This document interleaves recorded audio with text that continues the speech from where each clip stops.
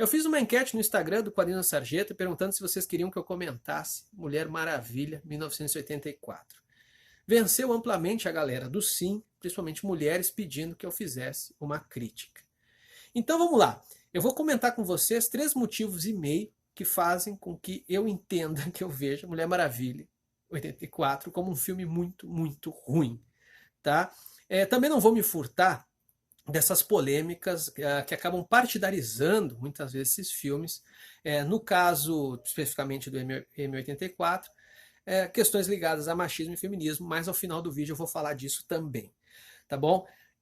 Mas assim, ó, antes de tudo, antes da gente começar a falar, vamos tentar entender esse filme, tá? Assim, ó, uma coisa que é importante ficar muito claro: MM84 é mais um filme dessa enorme leva, dessa safra de filmes culto à nostalgia, tá? Que procuram olhar com uma certa romantização, com uma certa saudade e mercantilizar essa saudade de uma época que não volta mais. Ai, como era bom aquele na nossa infância, ou coisa assim. Aqui nesse filme eles estão olhando especificamente, se a gente for tentar localizar um nome, eles estão olhando principalmente para o cinema do Richard Lester. Quem é Richard Lester, caso vocês não lembrem? O primeiro Superman foi feito pelo Richard Donner. O segundo filme do Superman era para ser também pelo Richard Donner. Ele chegou até a fazer algumas cenas, filmar algumas cenas, mas aí deu um arranca-rabo lá e tal. E aí o Richard Lester assumiu a direção, no tanto que o Superman 2, a direção é assinada pelo Richard Lester, que depois voltou e dirigiu o 3. Se vocês querem ver onde é que o filme onde MM84 bebe principalmente, revejam Superman 3, tá? Também tem muito do filme da Supergirl. Tanto esteticamente, por ter essa coisa tipicamente oitentista, onde tudo parece um nome comercial da Coca-Cola, essa fotografia um tanto lavada e também colorida, mas narrativamente. Né? Uma coisa que era muito comum na franquia Superman, era da gente ter os vilões como uma espécie de paspalho que, por casualidade, por força das circunstâncias, acabava se tornando alguém muito perigoso. Né? Ele acabava tendo acesso a algum tipo de poder que colocava em risco todo o mundo, literalmente todo o mundo. Né? Isso é muito fruto do imaginário da Guerra Fria, porque a gente estava o tempo todo lidando realmente com figuras, muitas vezes perversas, que estavam ali com o dedo pronto para iniciar uma guerra nuclear. Só que a gente sempre partia do princípio que, bom, esses perversos pelo menos são inteligentes o suficiente para não dar início a essa guerra nuclear. Né? O grande perigo será o momento em que esse perverso for um pateta, for um idiota, for um babaca que não souber pensar o próximo passo.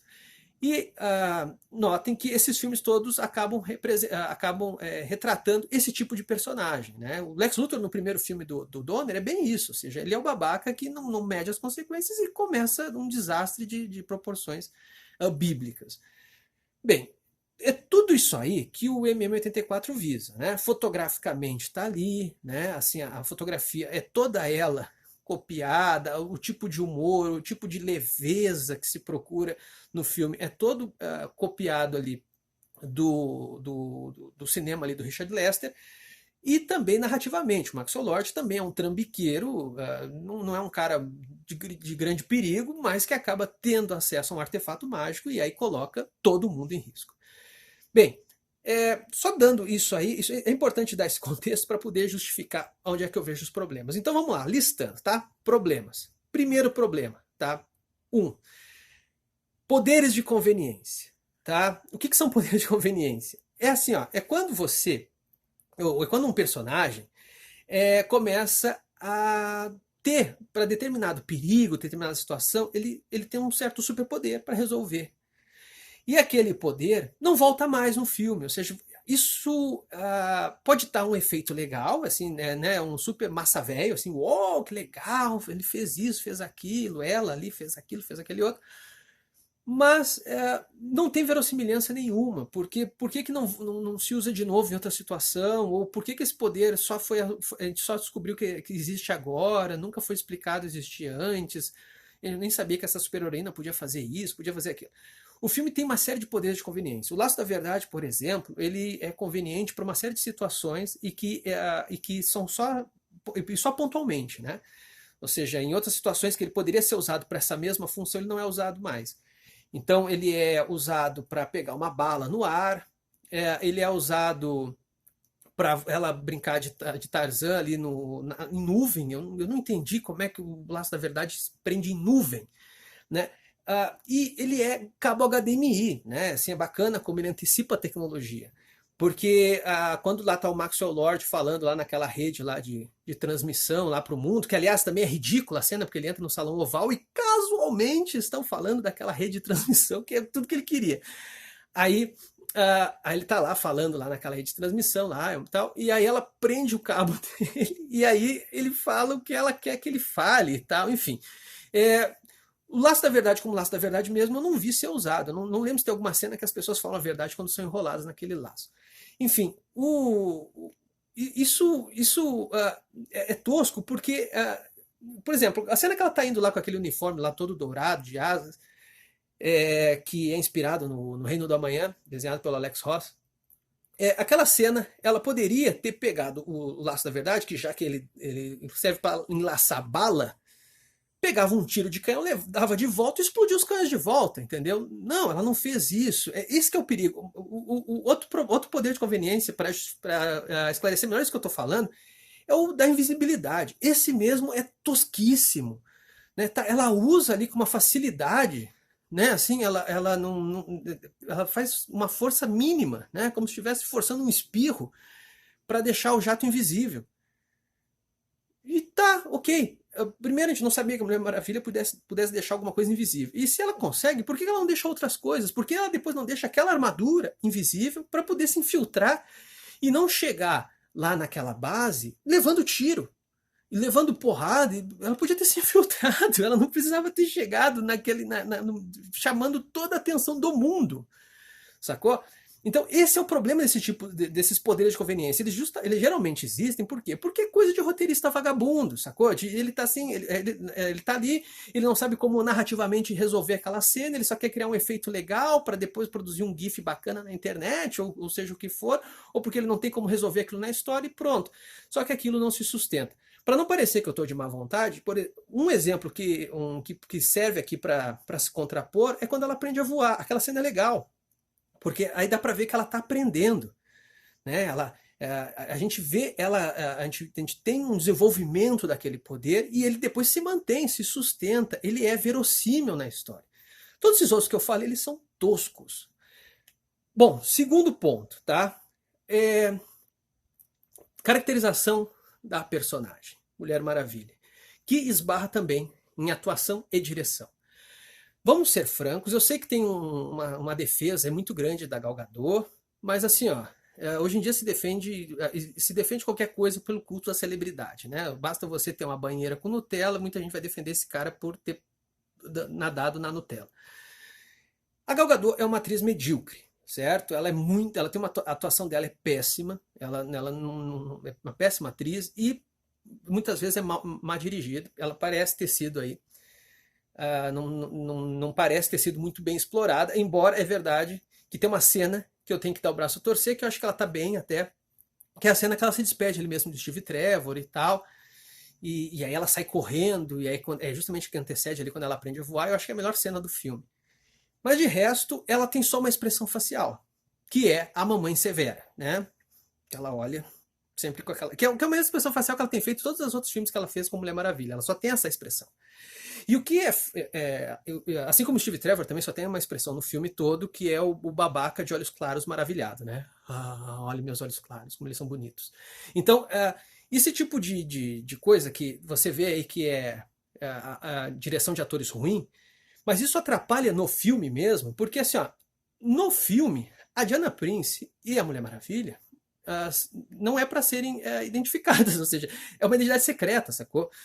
Ela não é ainda não é uma identidade pública. Então, assim, teoricamente, a Mulher Maravilha, a Diana Prince, tentaria ser um tanto discreta. Mas não é nada disso que acontece no filme, né? A Mulher Maravilha é uma mulher atraente, que não usa máscara, não usa nada, uma mulher atraente com a sua cara de mamãe severa. E a Diana Prince é uma mulher atraente, que não usa máscara, né? Que está sempre muito bem vestida, que tem postura, que anda que anda onde os homens ficam azarando ela, que nem ela vai quando ela vai naquele evento lá, que inclusive ela encontra o Steve Trevor, e que está sempre também fazendo a mesma expressão. Então, entende? Como é que ela não é. Como é que alguém não olha pra cara dela e fala, oi, Mulher Maravilha? Sabe? É de uma tosqueira isso, não consigo entender qual é a lógica disso, como é que isso faz sentido. Vão dizer agora que é mágica, que a mágica muda o rosto dela. Enfim, eles começam a se inventar esses argumentos assim de gaveta para justificar algo que o filme não consegue sustentar. Mas o fato é que no filme mesmo isso não faz sentido nenhum. Tá? Bom, terceiro ponto, ok? Infantilização.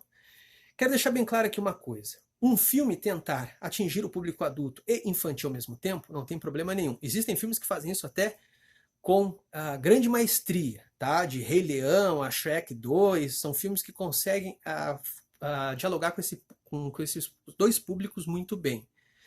Só que assim, gente, uma coisa é você falar com o público infantil, outra coisa é você infantilizar conteúdos adultos. São coisas muito diferentes. Porque a cognição de uma criança pode ver coisas extremamente pesadas. Tá? Aliás, é indicado que a criança tenha. Você não cria uma criança numa bolha. Né?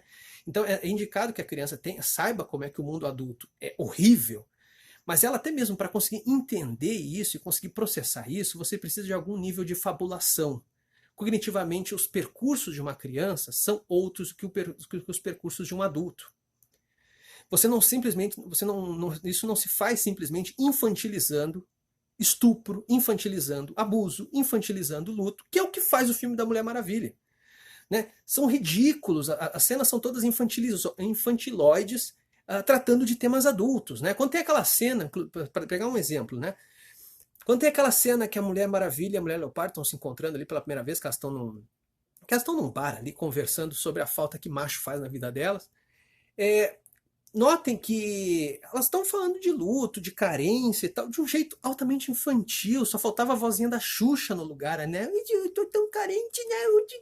É tão boba a maneira como elas estão falando, né? Assim, é uma maneira de você tentar mastigar as emoções, tentar mastigar o quanto aquelas mulheres, o quanto as mulheres podem ser complexas, torná-las um tanto rasas. Então você tenta infantilizar o que elas sentem, mas ao mesmo tempo os temas continuam sendo muito adultos. E aí isso acontece com outras cenas, como a questão política, a questão do abuso, a questão de estupro.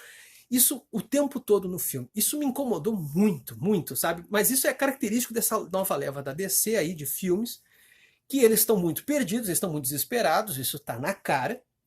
E eles ficam, o que eles fazem? Eles dão um tiro para tudo que é lado. Né? E eles não dão tiro para tudo que é lado de uma maneira inteligente, ou seja, vão fazer filmes que possam ser... possam agradar pessoas de todos os públicos e tal. Não. A gente vai criando uma colcha de retalhos. Então a gente tem uma cena que agrada progressistas, outra cena para agradar conservadores, outra cena para crianças, outra cena para adultos. A gente vai fazendo essa maçaroca, né, eventualmente fazendo cenas onde tenta agradar todo mundo junto ao mesmo tempo, que geralmente isso não dá certo. E aí sai esse Frankenstein. O M84 é mais um Frankenstein da Warner. Bom, agora vem o meio, né? Vocês devem ter achado engraçado o título aí do vídeo, né? Dos 3 problemas e meio do filme da Mulher Maravilha. Qual é o meio? Bom, o filme tem uma sacada excelente, tá? Excelente. Que tem a ver com aquele artefato que dá o poder para o Maxwell Lord. Notem que aquele artefato, inclusive o filme nem procura ser discreto quanto a isso. Aquele artefato ele tem uma forma fálica. Em outras palavras, ele parece uma piroca, sacou? E é a piroca do poder. Então toda vez que alguém encosta naquilo ali, tem os seus desejos realizados. A Mulher Maravilha passa a mão na piroca do poder, aparece o Steve Trevor. A Mulher Leopardo passa a mão na jeba do poder, ela se torna atraente para os homens. E o Maxwell Lord, por ser um homem, se torna ele próprio se torna o poder. Né? O filme todo acaba tentando, portanto, mostrar que o patriarcado, essas formas fálicas, elas são a própria personificação do quanto que a beligerância humana acaba nos levando a nossa destruição, porque é isso que a Mulher Maravilha e a Mulher Leopardo depois descobrem, que todas as culturas que tiveram contato, que realizaram todos os seus desejos a partir dessa forma fálica, foram a ruína. Então, portanto, o patriarcado, ele é a ruína da humanidade. Né? Se você leva o patriarcado até as últimas consequências, deixa todos os seus anseios correrem solto, você gera o fim da humanidade. Então isso é uma sacada interessante e que condiz perfeitamente bem com o que a Mulher Maravilha representa. Pô, ela é essa mulher de uma ilha só de mulheres, que representa, né, é uma embaixadora, portanto, que representa toda uma alteridade a isso tudo. Só que aí que está. Essa representatividade não vem. E por ela não vir, que justamente essa metáfora toda aí que eu estou comentando para vocês perde força, tanto que acho que muita gente nem percebeu.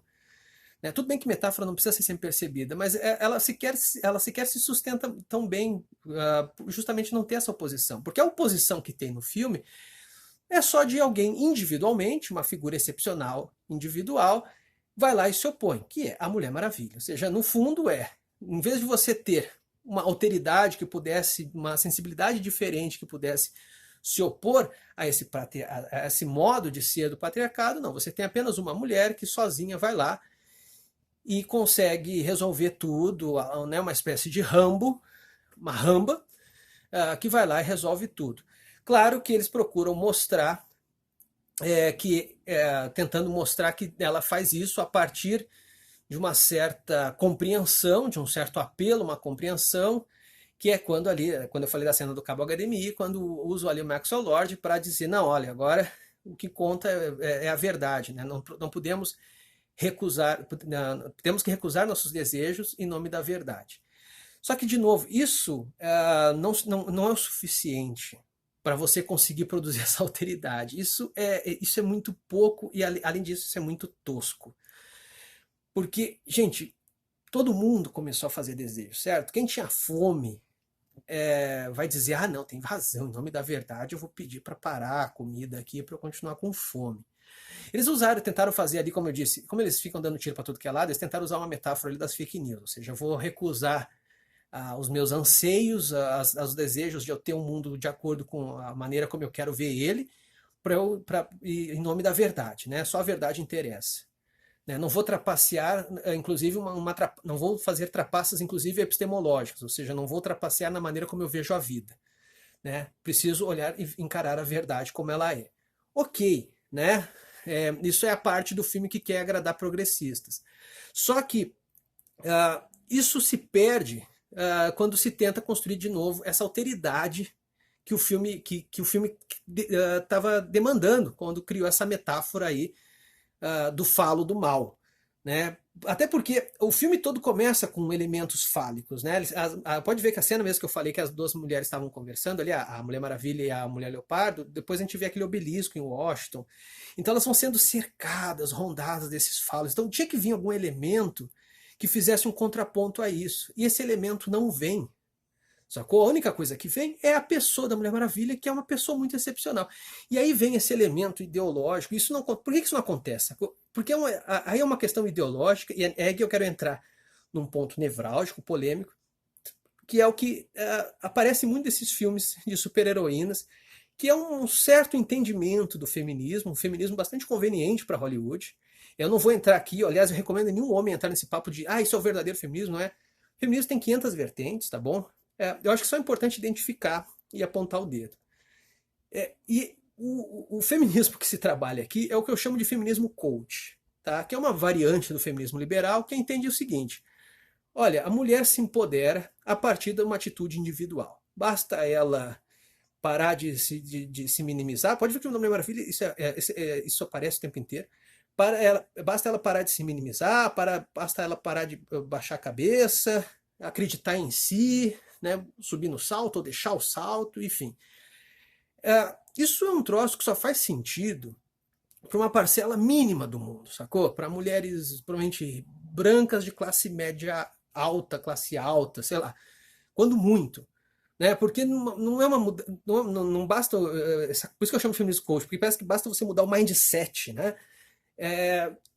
cara, para uma mulher que está na Palestina sendo bombardeada, coisa que a Gal Gadot já mostrou que não veio grandes problemas, isso não basta uma mudança de atitude individual. Para uma menina que está sendo sequestrada, estuprada por fundamentalistas na Nigéria, não é uma questão de mudança de atitude individual.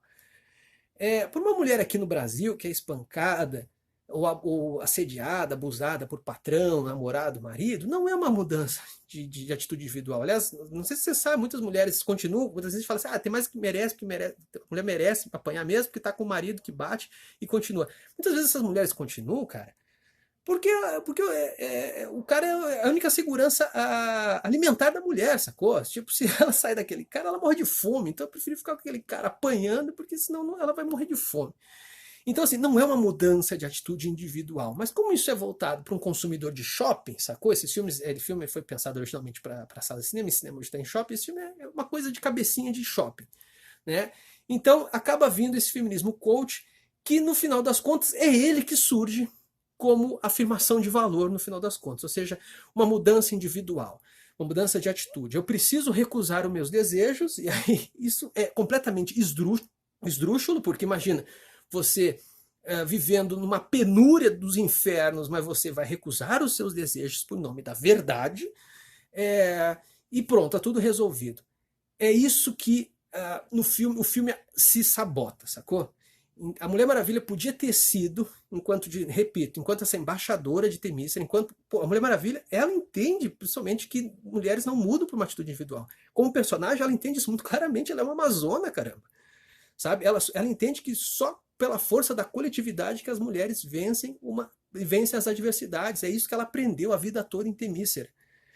Né? Mas o filme reforça o tempo todo essa figura da individualidade, da atitude individual. Não só faz isso, como produz aquela personagem que está ali só para fanservice, que é da Linda Carter, que é uma espécie de prévia da Mulher Maravilha, que também é uma outra figura individual excepcional. Ou seja, a força da coletividade, ela some apenas aparecendo como apenas sendo aludida enquanto decisão individual, e que é totalmente descontextualizada com as necessidades e enfim, com todas as diferenças que demarcam essas pessoas, diferenças de cor, de classe, de gênero. Sacou? O filme é péssimo, portanto, nisso. Sacou? Ele não consegue nos dar uma resposta a essa ameaça que é o patriarcado. Eles inventam um vilão, né? O problema é deles, não estou dizendo que o filme, o problema é eles que resolveram inventar esse vilão, tá? Eles inventaram um vilão chamado patriarcado, fizeram isso muito bem, a partir de elementos que rondam o filme, por toda uma simbologia, mas não souberam dar uma alternativa, tá? Essas são as questões todas que eu tenho para dizer sobre o filme. O vídeo já está longuíssimo, comentem aí, eu sei que isso vai render pra caramba, tá bom? E a gente vai, eu vou tentando responder na medida do possível, tá? Segue a gente aqui, se inscreva, compartilhe, segue também lá no Instagram, @sarjeta. Valeu!